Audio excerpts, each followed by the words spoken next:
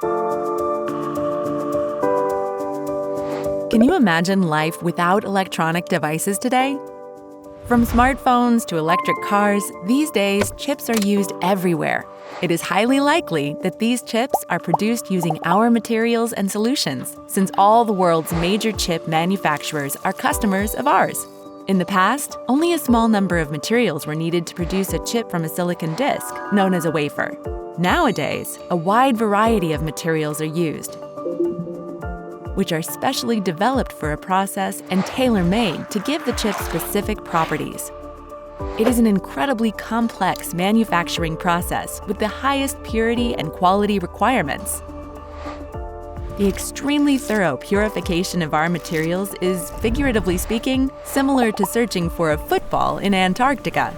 A single smartphone chip contains 12 billion transistors. If just a few stop working, the entire chip is useless. Luckily, this rarely happens thanks to the quality of our materials.